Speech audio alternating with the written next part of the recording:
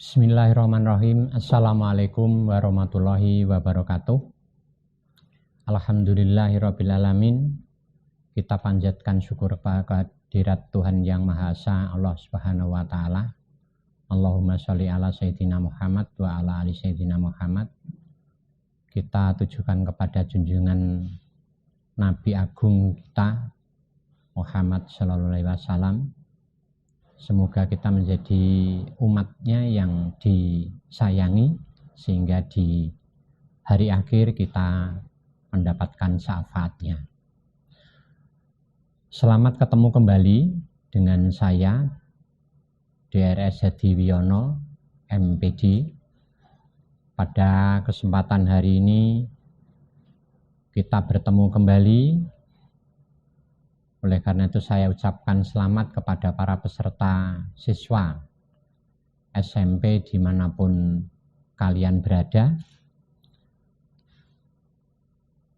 Tetap bersemangat agar ilmu-ilmu yang akan kalian peroleh bermanfaat atau berguna bagi kehidupan kita semuanya. Pada pertemuan ini saya akan melakukan pembahasan materi PPKN kelas 8 SMP, khususnya bab yang ketiga, yaitu tentang memaknai peraturan perundang-undangan nasional. Para siswa SMP kelas 8 dimanapun Anda berada, sebelum saya lakukan pembahasan materi ini, perlu kami berikan pengantar atau informasi dan sekaligus pesan bahwa pada saat ini kita masih ada di dalam suasana yang darurat terkait dengan wabah corona. Pada situasi ini tentu saja kita tidak boleh hanya mengandalkan atau menyikapi dengan rasa gelisah atau cemas, namun kita tetap harus semangat karena ada beberapa hikmah di balik wabah corona ini. Oleh karena itu harus kita ambil dan petik manfaat-manfaatnya, hikmah-hikmah dari kondisi darurat ini. Terkait dengan para siswa, saya harapkan tetap bersemangat dan tetap belajar, meskipun belum bisa tatap muka di kelas atau di sekolahnya masing-masing, namun pembelajaran tetap berjalan melalui daring dan sudah kita lalui mulai awal semester ini tidak ada masalah dan tetap belajar, tetap pembelajaran yang dipandu oleh guru para siswa masing-masing. Perlu saya ingatkan, selesainya pembahasan materi ini tentu saja sebagai bentuk apresiasi dan motivasi dari guru para siswa akan diberikan reward atau penghargaan yang berupa poin ataupun nilai. Tentu saja ini untuk memacu semangat dan memberikan motivasi pada para siswa agar tetap belajar, tetap bersemangat menimba ilmu. Oleh karena itu, yang terkait dengan pembelajaran PPKN atau materi PPKN, dari saya pribadi juga akan memberikan reward atau penghargaan berupa poin bagi anak-anak yang tertib, ya, yang melaksanakan tugas. Tentu saja ada perbedaan, yang respect atau perhatian terhadap tugas yang diberikan oleh guru, dikerjakan lebih awal, tepat waktu dan disiplin akan berisiko dan berdampak pada reward yang semakin banyak. Para peserta atau para siswa SMP yang saya sayangi, dari materi tentang memaknai peraturan perundang-undangan nasional ini tentu saja memiliki tujuan yang jelas yang diterumus di dalam program atau rencana pembelajaran. Yang pertama yaitu menunjukkan sikap disiplin dalam menerapkan aturan sesuai dengan nilai-nilai yang terkandung dalam tata urutan peraturan perundang-undangan nasional. Tujuan yang kedua, mendeskripsikan makna dan tata urutan perundang-undangan nasional. Ada dua sasaran tujuan yang perlu nanti menjadi target pemahaman dan penguasaan materi ini. Oleh karena itu, marilah anak-anak silakan untuk mengikuti pembahasan saya. Secara rinci akan saya tayangkan melalui PPT atau PowerPoint berikut ini.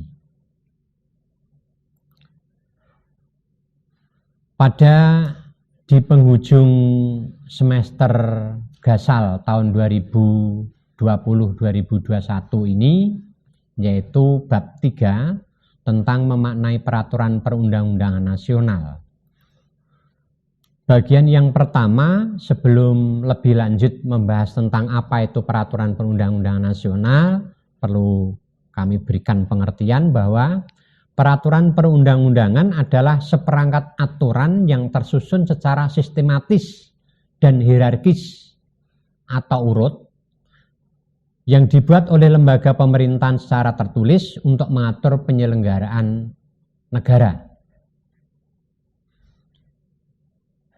Pengertian susunan yang hierarkis di sini maksudnya adalah bahwa kedudukan atau urutan yang ada di dalam tata urutan perundangan itu disusun secara urut hierarkis dari tingkat atas yang tertinggi dan tingkat bawah yang terendah.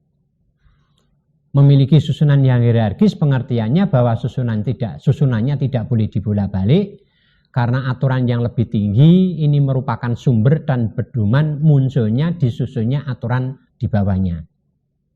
Itu namanya susunan yang hierarkis. Kata kunci dari hierarkis di sini adalah urut dan tidak boleh dibolak-balik. Berikutnya, bahwa tata urutan perundangan nasional itu dibuat suatu lembaga negara. Di dalam pembuatan tata urutan perundangan ini memiliki prinsip atau menggunakan prinsip yang pertama, bahwa aturan dibuat berdasarkan peraturan perundang-undangan. Yang kedua, peraturan dapat dicabut atau diganti dengan aturan yang lebih tinggi atau aturan yang sederajat yang baru. Yang ketiga, peraturan baru dapat mengesampingkan aturan yang lama. Yang keempat, peraturan yang lebih tinggi dapat mengesampingkan aturan yang lebih rendah. Dan yang terakhir, peraturan yang bersifat khusus dapat mengesampingkan aturan yang bersifat umum atau normal. Jadi urutan peraturan perundangan dari yang tertinggi sampai terendah ini memiliki satu konsekuensi, yang lebih rendah berpedoman pada yang di atas boleh mengesampingkan yang aturan yang di bawahnya. Kalau munculnya suatu aturan baru bisa mengesampingkan aturan lama, apalagi kondisi yang darurat.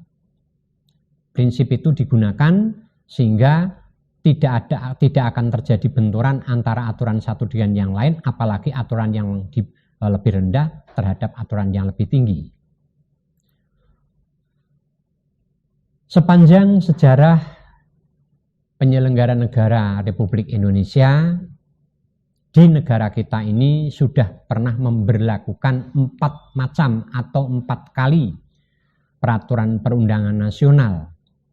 Yang pertama, tata urutan perundang-undangan yang dibuat berdasarkan ketetapan MPRS nomor 20 /MPRS /1966. Yang kedua, tata urutan perundangan yang dibuat berdasarkan TAP MPR nomor 3 MPR tahun 2000. Yang ketiga, peraturan perundang-undangan berdasarkan Undang-Undang Nomor 10 Tahun 2004, dan yang keempat atau yang terakhir yang berlaku sampai sekarang ini berdasarkan Undang-Undang Nomor 12 Tahun 2011. Para siswa yang saya sayangi, di dalam buku sumber yang para siswa pakai mungkin tidak dirinci atau tidak tertera semua peraturan perundangan yang pernah berlaku di Indonesia. Namun ini merupakan satu sisipan atau satu pembelajaran, pengetahuan bagi kita agar kita tidak ketinggalan informasi dan sejarah yang terjadi di Indonesia. Perlu para siswa pahami dan diketahui. Saya ulangi lagi, mulai dari tata urutan perundangan yang berdasarkan ketetapan MPRS nomor 20 tahun 1966 dan sampai yang keempat mengalami perubahan susunan. Namun ada sebagian juga yang tetap. Jadi ada yang tetap, ada yang mengalami perubahan, kemudian ada juga yang ada penambahan. Berdasarkan ketetapan MPRS nomor 20 tahun 1966, urutannya sebagai berikut. Yang pertama atau yang tertinggi Undang-Undang Dasar 1945. Kemudian yang kedua ketetapan MPR. Yang ketiga Undang-Undang atau Perpu, Peraturan Pemerintah Pengganti Undang-Undang. Yang keempat peraturan pemerintah. Yang kelima keputusan presiden. Yang terakhir atau keenam peraturan pelaksana lainnya. Jadi ada 6 macam di dalam sistematika peraturan perundang-undangan ini. Yang tertinggi adalah Undang-Undang Dasar 45 dan yang terendah peraturan pelaksana lainnya. Nah, di sini apa yang termasuk di dalam peraturan pelaksana lainnya itu ini tidak dituliskan di sini, namun bisa dicontohkan. Diantaranya adalah peraturan menteri, keputusan menteri, dan instruksi menteri, atau peraturan lainnya yang memang diperlukan atau merasa perlu untuk dimasukkan di dalam peraturan perundang-undangan nasional. Itu yang pertama. Kemudian mulai tahun 2000, ini sudah masa reformasi, terjadi perubahan, yaitu ditetapkan berdasarkan ketetapan MPR nomor 3 tahun 2000. Yang pertama, susunan yang pertama yaitu Undang-Undang Dasar 45. Jadi Undang-Undang Dasar 45 tetap konsisten menduduki tata urutan perundangan yang pertama atau yang tertinggi. Kemudian yang kedua, ketetapan MPR. Yang ketiga, undang-undang. Yang keempat, peraturan pemerintah pengganti undang-undang atau Perpu. Yang kelima, peraturan pemerintah. Kemudian yang keenam, keputusan presiden. Dan yang ketujuh, peraturan daerah. Ada perbedaan antara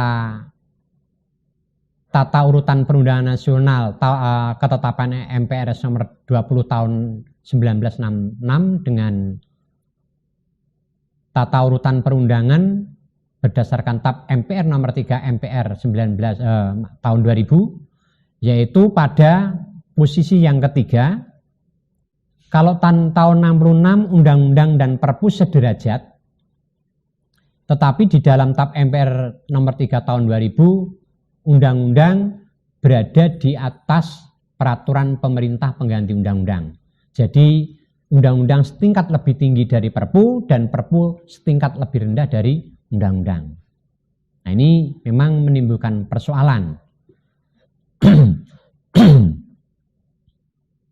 Menimbulkan persoalan, mengapa? Karena pada dasarnya undang-undang dan perpu itu kedudukannya sederajat.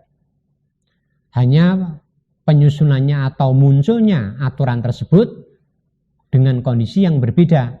Kalau undang-undang itu dalam kondisi yang normal, tetapi kalau perpu itu dalam kondisi yang ekwal, genting, atau darurat. Dan itu jelas-jelas diatur di dalam Undang-Undang Dasar 1945 pasal 22. Kalau di dalam ketetapan MPR nomor 3 tahun 2000 ini menduduki kedudukan yang lebih rendah atau lebih tinggi, ini pasti menimbulkan persoalan karena di dalam sistem konstitusional itu dibuat semuanya tidak menunggu dalam kondisi yang darurat atau tidak darurat. Kalau perpu itu menduduki posisi yang nomor 4 setelah undang-undang, berarti perpu dibuat dalam kondisi yang normal. Sehingga ini merupakan satu bentuk kekeliruan. Kemudian muncul yang terakhir yaitu peraturan daerah yang sebelumnya tidak diatur di dalam peraturan perundangan nasional, tetapi berdasarkan TAP MPR nomor 3 tahun 2000 muncul peraturan daerah. Alasannya mengapa? Karena pada waktu itu mulai akan diterapkan pemberlakuan otonomi daerah dilaksanakan atau mulai berlaku tanggal 1 Januari tahun 2001. Oleh karena itu sebelumnya disusun peraturan perundangan dulu atau undang-undang otonomi daerah agar nanti pelaksanaannya menjadi sesuai dengan tujuannya. Itu perbandingan antara peraturan perundang-undangan yang pertama dan yang kedua tahun 66 ini masa Orde Lama dan tahun 2000 ini masa reformasi. Perlu diketahui di sini para peserta atau para siswa bahwa peraturan perundangan nasional yang berdasarkan TAP MPRS nomor 20 tahun 66 ini berlaku selama masa Orde Baru juga. Jadi tetap berlaku itu. Namun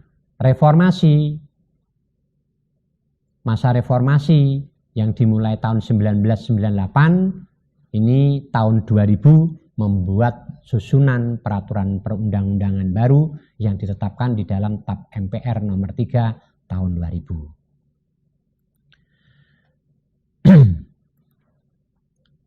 Selanjutnya, para siswa yang saya sayangi, pada masa reformasi ini setelah tahun 2000 dan tepatnya tahun 2004 menyusun urutan sistematika konstitusional Indonesia, sistem konstitusi Indonesia mulai dari Undang-Undang Dasar sampai yang terendah yang dinamai tata urutan perundangan itu dengan susunan sebagai berikut. Yang pertama Undang-Undang Dasar 45, kemudian yang kedua Undang-Undang Perpu, yang ketiga peraturan pemerintah, yang keempat peraturan presiden, dan yang terakhir peraturan daerah. Ini pasti memunculkan satu pertanyaan. Kenapa ketetapan MPR yang semula ditempatkan di dalam tata urutan perundangan yang kedua menjadi hilang? Secara psikologis, kalau secara yuridisnya barangkali perlu adanya dasar atau sumber hukum yang tepat. Namun mungkin perlu para peserta ketahui bahwa ada semacam protes atau komplain bahwa di dalam kelembagaan negara Indonesia ini ada perubahan struktur organisasi di mana MPR yang semula menjadi atau sebagai lembaga tertinggi negara berubah menjadi lembaga yang sederajat dengan lembaga-lembaga lain. Ini terkait dengan amandemen Undang-Undang Dasar 45 yang semula di dalam pasal 1 menyebutkan bahwa kedaulatan di tangan rakyat dijalankan sepenuhnya oleh MPR, namun ada perubahan bahwa kedaulatan tertinggi di tangan rakyat dan dijalankan menurut Undang-Undang Dasar 45. Sehingga kedudukan MPR yang semula tertinggi menjadi bergeser, tetap ada anggota lembaga MPR namun sederajat dengan lembaga-lembaga yang lain. Nah, secara psikologis kita ada yang lupa bahwa ada produk MPR sebelumnya, yaitu MPRS tahun 66 itu yang masih perlu diperhatikan. Sehingga kalau ini menghilangkan, di dalam tata urutan perundangan ini menghilangkan ketetapan MPR, berarti seolah-olah produk MPRS dan MPR yang masih berlaku sebelumnya ini menjadi tidak berlaku lagi. Oleh karena itu, ini pun nanti akan menimbulkan satu polemik atau suatu masalah. Setidaknya para tokoh-tokoh yang atau pengamat-pengamat setidaknya ini nanti akan melancarkan satu bentuk protes secara proporsional. Itu. Jadi saya tegaskan mengapa di dalam susunan urutan perundangan berdasarkan Undang-Undang Nomor 10 Tahun 2004 ini tidak ada ketetapan MPR dihilangkan terkait dengan penggeseran kedudukan MPR sebagai lembaga tertinggi kemudian menjadi lembaga yang sederajat dengan lembaga lain. Kemudian masalah yang tata urutan perundangan sebelumnya tadi, undang-undang dan perpu menduduki kedudukan atau susunan yang berbeda tidak sederajat, ternyata akhirnya menimbulkan kekritisan, artinya menimbulkan pikiran-pikiran yang kritis. Itu merupakan satu kekeliruan. Oleh karena itu melalui Undang-Undang Nomor 10 Tahun 2004 ini diadakan pembenahan kembali bahwa undang-undang sederajat lagi dengan perpu. Ada yang lebih prinsip lagi mengapa itu disederajatkan, karena memang berlakunya perpu ini sama dengan undang-undang. Munculnya perpu karena aturan yang dituangkan atau yang muncul di dalam perpu ini tidak ada di dalam undang-undang. Lah mengapa tidak ada? Karena kondisi darurat. Sedangkan di dalam undang-undang itu aturannya diprogramkan merupakan kondisi yang normal, yang biasa, yang memang sesuatu yang akan dilakukan, diprogramkan oleh pemerintah. Namun kalau perpu ini tidak. Munculnya perpu karena memang kondisi darurat. Untuk mengatur kondisi yang darurat itu di dalam undang-undang tidak ada. Maka perlu adanya undang-undang. Perlu adanya perpu. Dan perlu diketahui bahwa perpu ini berlaku bersifat sementara. Kalau undang-undang kan permanen. Tetapi kalau perpu sementara. Sampai kapan? Sampai kondisi ini darurat ini selesai. Memang betul bahwa perpu bisa berubah menjadi undang-undang apabila nanti kondisinya sudah pulih, sudah stabil, ini akan ada pembahasan. Perlukah perpu ini menjadi undang-undang atau perpu ini dicabut kembali? Kalau memang untuk mengantisipasi kondisi yang darurat akan muncul kembali, maka nanti akan ditetapkan sebagai undang-undang melalui sidang seperti halnya membuat undang-undang yang baru. Itu. Jadi khususnya guru-guru PKN yang pengamat-pengamat ini dengan kembali kedudukan yang sederajat antara perpu dan undang-undang ini menjadi lega. Berarti tokoh-tokoh kita ini memang kritis di dalam menanggapi atau menyimak situasi aspirasi dari masyarakat Indonesia. Itu, jadi ada dua hal yang sangat prinsip, yaitu hilangnya ketetapan MPR yang nomor 2, kemudian kembalinya undang-undang yang sederajat dengan peraturan pemerintah. Kemudian yang terakhir peraturan daerah tetap ditetapkan, ya, terkait dengan pemberlakuan otonomi daerah yang berlaku di negara Indonesia, maka perlu peraturan-peraturan daerah yang dibuat atau produk dari daerah tingkat 1 dan tingkat 2 ini diakomodir menjadi satu susunan yang hierarkis di dalam peraturan perundangan nasional. Nah, berikutnya yang terakhir yang berlaku sampai sekarang adalah Undang-Undang Nomor 12 Tahun 2011.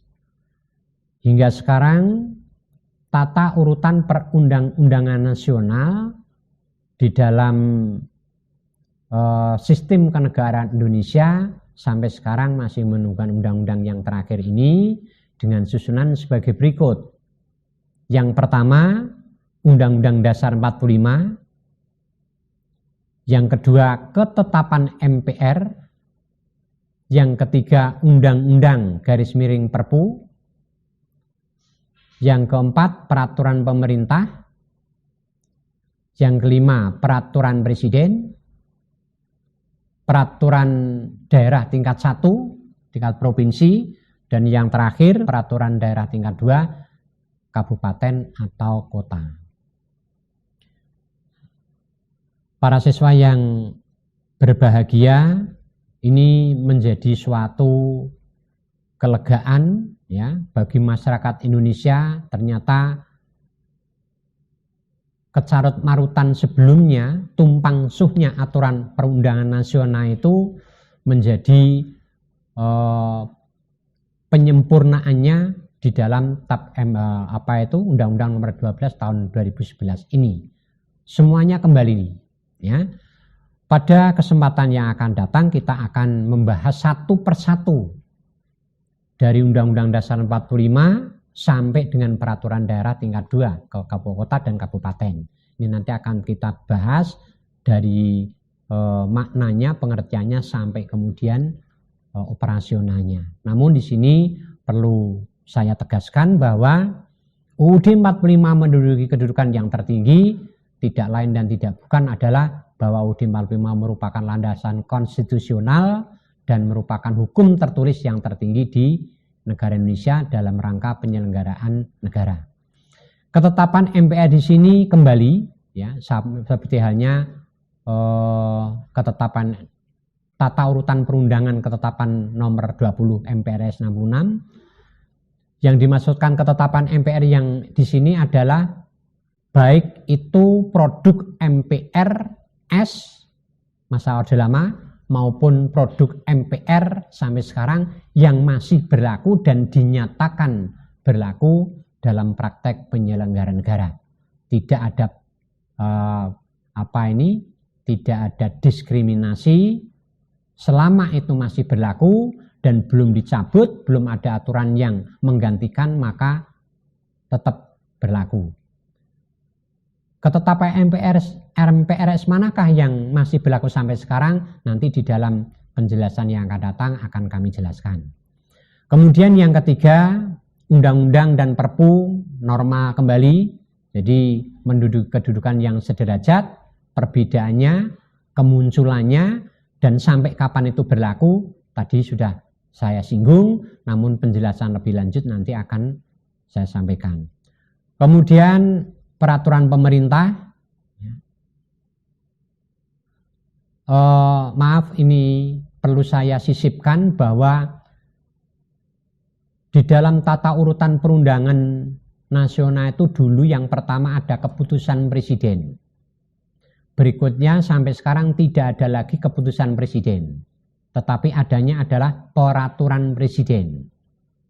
Apa hakikatnya perbedaannya? Kalau keputusan presiden itu merupakan otoritas semata dari presiden itu, sehingga tidak ada campur tangan dari lembaga lain untuk mengontrol atau mengevaluasinya.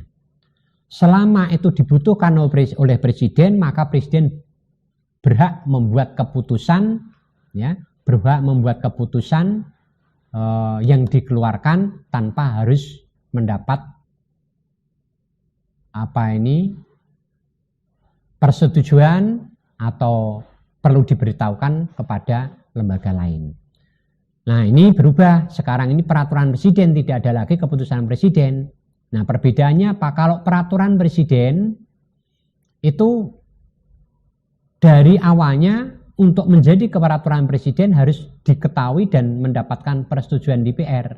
Itu secara yuridisnya, tetapi secara psikologisnya sebetulnya yang digunakan atau yang bisa kita gunakan sebagai bahan pengingat-ingat, kalau keputusan ini berlaku untuk orang lain, ya, berlaku untuk orang. Saya membuat keputusan bukan untuk saya, tetapi untuk orang lain. Tetapi kalau peraturan ini bisa mengikat yang membuat dan kepada orang lain. Karena saya menghadapi para siswa, contohnya saja, kepala sekolah membuat keputusan, sudah memutuskan ada anak yang melanggar atau guru yang melanggar, ditindak, keputusan kepala sekolah dikeluarkan. Ini berlaku kepada orang yang diberikan keputusan, tidak berlaku kepada yang membuat keputusan. Tetapi kalau peraturan sekolah, ini yang tanda tangan mengesahkan peraturan sekolah itu kepala sekolah, tetapi juga berlaku kepada warga sekolah. Jadi berlaku bagi yang membuat peraturan, yang dikenai peraturan. Nah, oleh karena itu di sini kalau ada istilah peraturan presiden, berarti kekuatan mengikatnya lebih tinggi, baik yang membuat peraturan atau bagi orang yang dikenakan peraturan. Para siswa yang berbahagia, itu pembahasan pada bagian pertama tentang peraturan perundang-undangan nasional sampai pada 4 macam peraturan perundangan yang pernah berlaku di Indonesia. Mudah-mudahan penjelasan saya bisa diterima dan sebagai bekal ilmu dan pengetahuan para peserta, para siswa untuk menyikapi kondisi, dan diharapkan Anda semuanya akan menjadi tokoh, menjadi generasi yang handal sehingga bisa menempati posisi-posisi jabatan-jabatan yang terkait dengan kelangsungan kehidupan berbangsa dan bernegara ini. Hanya sumbernya itu untuk menyelenggarakan hidup berbangsa dan bernegara ini agar kehidupan bangsa Indonesia dan negara Indonesia tetap lestari dan tetap tegak di bawah naungan ridho Allah Subhanahu wa taala. Demikian, terima kasih atas perhatiannya. Apabila ada kekurang jelasan di dalam saya menjelaskan materi ini, mohon maaf yang sebesar-besarnya. Selamat belajar lebih giat dan tetap semangat. Jangan sampai ada istilah ngelokro atau turun semangat di dalam belajar. Terima kasih. Wassalamualaikum warahmatullahi wabarakatuh.